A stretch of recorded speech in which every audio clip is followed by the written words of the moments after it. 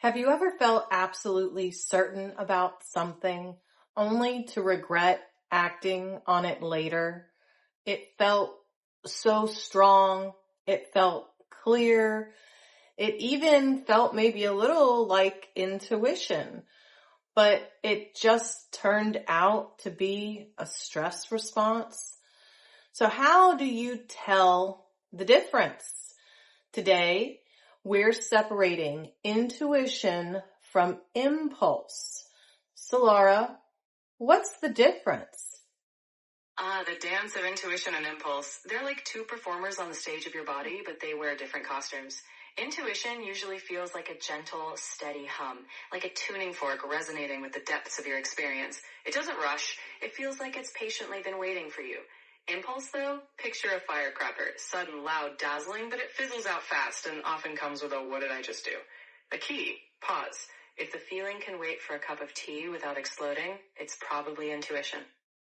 Okay, so let's just define what is intuition specifically. Intuition is that quiet inner compass, an organic knowing that bubbles up without a trail of logic.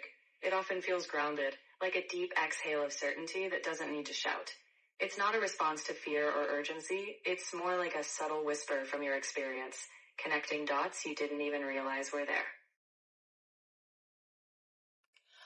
Okay, Solara, so then let's define impulse.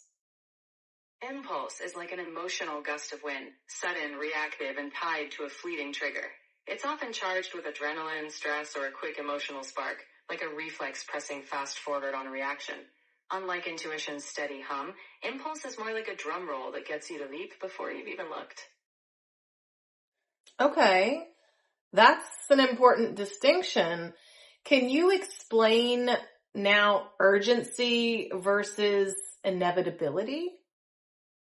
Urgency is like a trumpet blaring in your ear, telling you it must happen right now or else.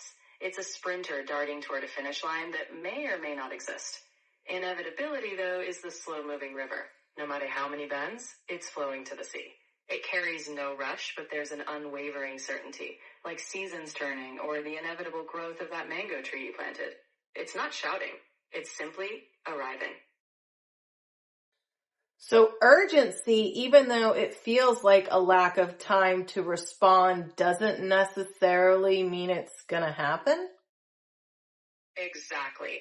Urgency is like the ticking of a dramatic clock in a movie. It demands immediate action, but that clock might just be a prop. The urgency is a sensation, not a guarantee of outcome. You still get to choose whether that urgency is real or just a passing storm cloud trying to get your attention. So it's about discernment. You've got it. Discernment is your personal symphony conductor, tuning all these signals. It's about recognizing the difference between a firework and a lighthouse, so you can choose when to leap and when to sail. So if impulse and urgency are creating activation in telling us something needs action right now, is activation the actual problem? Activation itself isn't the villain of the tale. It's just the messenger riding in on a flashy horse. The real question is, do you let the horse run away with you? Or do you listen, thank it for the message, and decide how you'll move? Activation can be a spark of awareness, but the art is choosing how you respond. So can you give us a real life example of how this could show up, how we could see it in our day to day? Imagine you get a sudden email that sounds urgent, maybe a surprise opportunity to speak at a local event. Impulse might shout, yes, say yes now. But discernment asks, is this aligned with your capacity? Or is it just urgency in disguise? You could feel the activation, then pause. Maybe intuition will quietly chime in later, showing whether it's truly right for you. It seems like we get activated a lot. There's all these quote unquote opportunities. Every day we're bombarded with signals and it creates this huge sense of urgency. So is there a way we can combat that? Because we're just so overwhelmed all the time and everything is screaming now, now, now.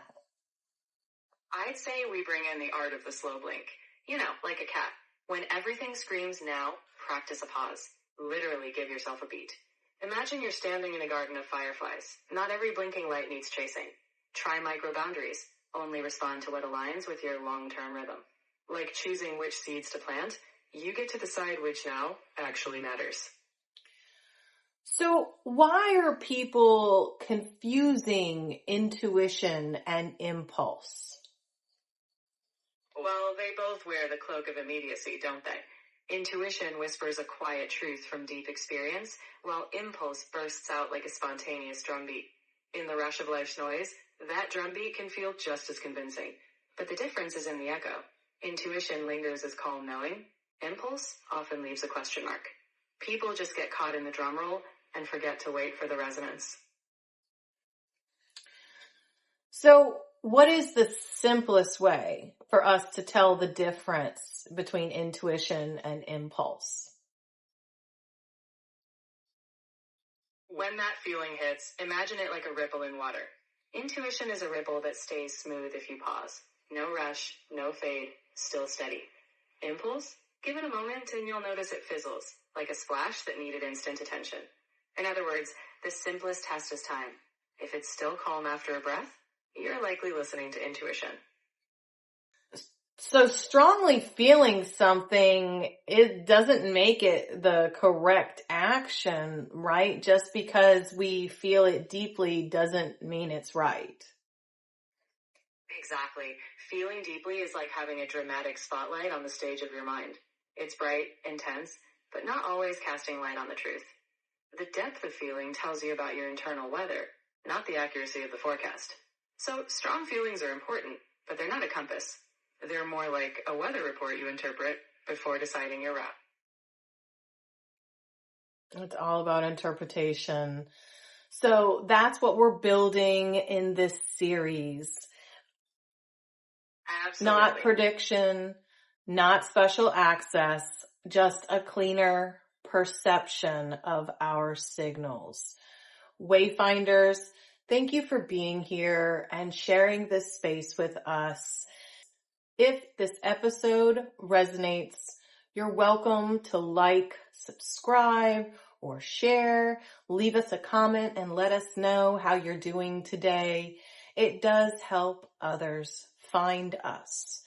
In the next episode, episode 4, we're going to talk about false positives, about how trauma and desire and hope actually can distort perception. So for now, just notice it isn't urgent, or for now, just notice, is it really urgent or is it inevitable? So Laura, would you like to sign out and give us a little extra piece of information about episode 4? I'll leave you with this thought. In episode 4, we'll peek into how our hopes and past can act like funhouse mirrors, stretching or shrinking what we think we'll see. But for now, Wayfinders, let's simply observe the difference between the urgent drumbeat and the inevitable rhythm. Until next time, keep your perception tuned and your curiosity brighter.